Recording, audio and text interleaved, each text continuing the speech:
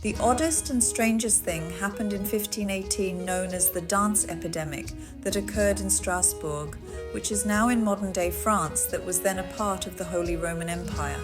This bizarre and unsettling event began in July 1518 and lasted until September of the same year, affecting hundreds of people with an uncontrollable urge to dance non-stop till they dropped from exhaustion. Benjamin Lee Gordon from Medieval and Renaissance Medicine quoted, "They danced together ceaselessly for hours or days, and in wild delirium the dancers collapsed and fell to the ground exhausted, groaning and sighing as if in the agonies of death. When recuperated, they resumed their convulsive movements."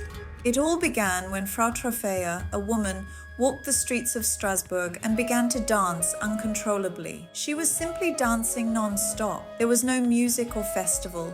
She simply danced continuously for 4 or 6 days, in spite of her husband's pleas for her to stop, showing how tired she was. About 34 people had joined her, dancing in the streets in less than a week. The number had grown to about 400 by the end of the month. Men, women, and children danced among each other, and none of them appeared to be able to stop dancing. People struggled with this dance mania event and appeared to be in severe pain. They would dance wildly for hours on end, even passing out from exhaustion. Certain accounts suggest that individuals experienced heart attacks, bleeding feet, strokes, and even passed away as a result of the constant strain on their bodies. They persisted this crazy dancing despite having sweat all over them and pain stamped all over their faces. The phenomenon baffled the local physicians and city administrators. According to the initial first medical advice was that the dancers had been struck with hot blood and dancing would help them to get over their fever. Consequently, a stage was built up to provide the dancers greater space to move, and musicians were called in. It seemed that this step did nothing but make things worse. More and more people became engrossed in the frenzy as the dancing became increasingly frantic.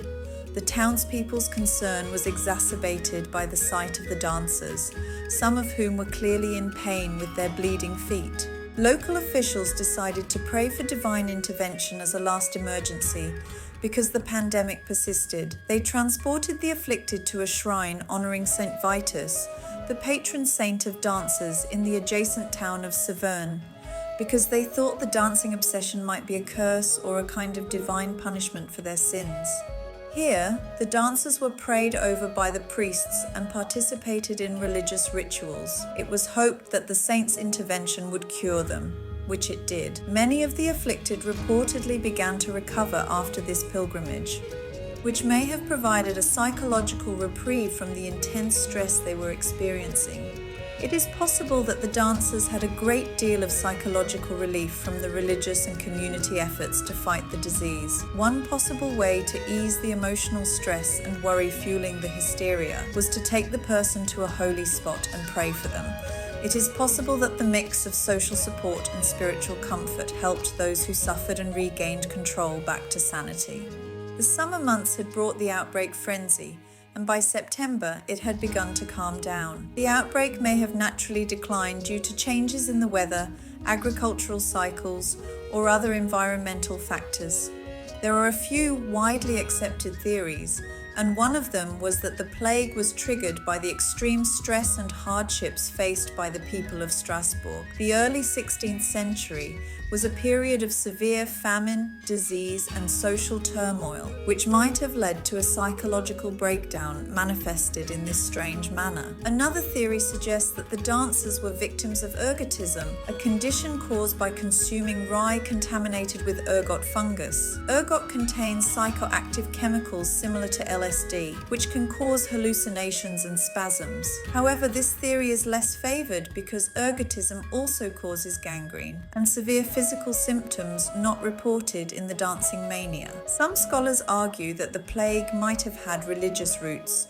The region was deeply religious and superstitious, and there were beliefs in Saint Vitus, a patron saint of dancers. The idea of a curse or divine punishment might have contributed to the spread of the dancing mania, although nothing makes any sense. One of the strangest and most puzzling events in history continues to be the dancing plague of 1518. Several historical records provide evidence to it, providing a thorough, though perplexing, account of the event. The incident serves as an acute example of the complex relationships that affect human health between psychological, social, and possibly external factors. We'd love to hear your thoughts. Drop a comment below with your theory about what caused the dancing plague of 1518. Your insights and ideas might shed new light on this historical mystery.